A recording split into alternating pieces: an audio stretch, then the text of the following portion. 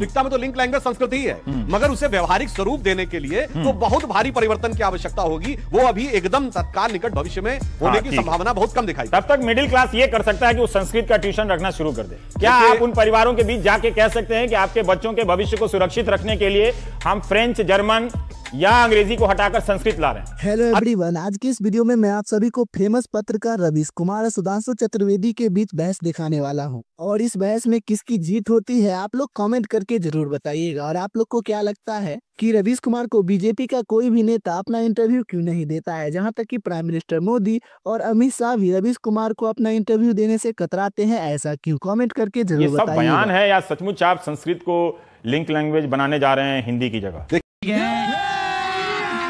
अभी मजा आएगा ना भिड़ो। कि एक यथार्थ है संस्कृत को लेकर। अगर हम देखें तो भारत में मातृभाषा सिर्फ एक है संस्कृत, बाकी सब भ्रातृभाषाएं हैं, यानी संस्कृत से निकली हैं और वो सब जैसे भाई होते हैं एक ही माँ के। मैं तो वो नहीं जानता, मेरी मातृभाषा भोजपुरी है, ये बड़ा स्पष्ट है।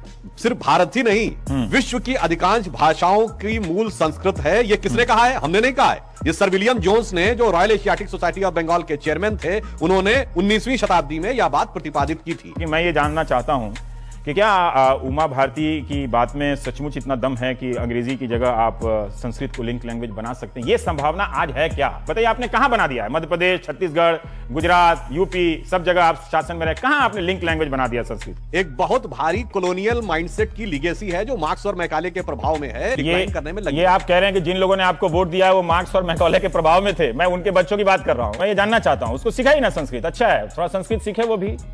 मैं ये जानना चाहता हूं कि कैसे ग्लोबल बनाएंगे आप उसको। ग्लोबल सिटीजन के दौर में जब वो फ्रेंच सिखा रहे हैं अपने बच्चों को, लोग जर्मन सिखा रहे हैं, मंदारिन सिखा रहे हैं, आप उसमें संस्कृत, हम नहीं कह रहे कि आप गलत कर रहे हैं, पर मुझे ये बताइए कि आप कैसे उस चीज को हासिल करेंगे? सिर्फ कहने भर से नहीं होगा ना। संस्कृत में शपथ लेके लोग चले गए, क्या किया 6 महीने में? आज का जमाना टेक्नोलॉजी का जमाना हो गया है। हाँ, टेक्नोलॉजी जिस दिशा में जाएगी, हाँ, सबको आखिर में घूम फिर कर टेक्नोलॉजी के हिसाब से चलना पड़ेगा। हाँ, आज टेक्नोलॉजी डिजिटल टेक्नोलॉजी के लेवल पे है जिसमें वो भाषा जैसे अंग्रेजी जिसमें की मात्रा पाई है ही नहीं, और इसलिए वो डिजिटल टेक्नोलॉजी के लिए बहुत मुफीद है। नेक्स्ट स्टेज ऑफ टेक्नोलॉजी क्या होगी? जिंदगी भर डिजिटल टेक्नोलॉजी नहीं रहेगी। ये हम भी स्कूल में सुनते थे कि संस्कृत कंप्यूटर में एक दक्ष भाषा है, कंप्यूटर की शैली में। रवीश जी, जो आप बात बता रहे हैं वो 1985 में नासा के एक साइंटिस्ट थे मिस्टर उन्होंने ये बात, मुझे ये विश्वास दिलाइए कि महज नारेबाजी के अलावा आप क्या करने वाले हैं? ज्यादातर सेकेंडरी स्कूल में संस्कृत की हालत खराब है, आपके मध्य प्रदेश की हालत खराब है, आपके छत्तीसगढ़ की हालत खराब है, सब जगह की वैसी हालत है, कोई किसी में अंतर नहीं है। कहां ठीक कर पाए आप संस्कृत को लेकर? हमारी सरकारों ने अपनी सीमा में रहते हुए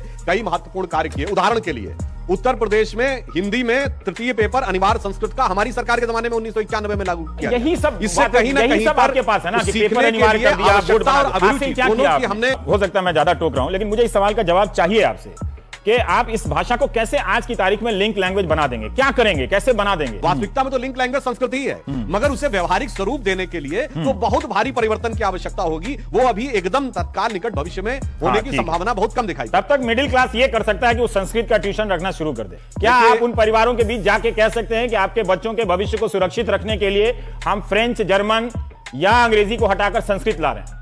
अरे मान्यवर, प्रश्न तो यह पूछना चाहिए कि संस्कृत जब थी 2006 में हटाई क्यों गई? हाँ। ये जर्मन क्यों लाई गई? क्या कहीं इस कारण से तो नहीं? अरे ये बताइए, इटली में सेकंड लैंग्वेज क्या है? विकास प्रधानमंत्री नरेंद्र मोदी ने एक कोट किया था कि जर्मनी में संस्कृत में रेडियो पर खबरें पढ़ी जाती, जैसे भाषण में बोल रहे थे। और जर्मनी के बड़े बड़े वैज्ञानिकों जिसमें हाइजेनबर्ग से लेकर अल्बर्ट आइंस्टीन तक शामिल हैं, जिन्होंने की संस्कृत ग्रंथों में से अपने बहुत सारी चीजों के बारे में बहुत अच्छी और सकारात्मक। एक बात सिर्फ कहना चाहूंगा, अभी संजय झा जी ने जो एक बात कही कि हम डार्क एजेस में जा रहे हैं, और जिस ढंग का परिवर्तन इन्होंने जो आरोप लगाया कि हम लोग या संघ के इशारे पे हो रहा है, इस पे मैं सिर्फ ये कहना चाहूंगा कि यह बात पूर्णता निराधार है। डार्क एजेस तो वो थी। आज गुरु तेग बहादुर का बलिदानी दिवस है। एनसीईआरटी की बुक्स में क्या लिखा था कि Guru Tegh Bahadur has created law and order problem. ये आपने पढ़ाया था। आप इतिहास में क्या पढ़ा रहे हैं? इसलिए मैं कह रहा हूं कि डार्क एजेस वो थी आप जो क्या भारत के इतिहास का एक विद्रूप चित्रण था। भारत की आप बताइए, आप क्या पढ़ा रहे हैं? गणेश जी का प्लास्टिक घोर आपत्तिजनक और वो तुम्हें वाला। अब आप उनके सामने इतिहास की जितनी भी किताब रख दें, जितने भी तथ्य रख दें, हाउसिंग हिस्टोरियन अपनी जानकारी में सुधार नहीं करता है। BJP has boycotted my show. They do not appear on my show.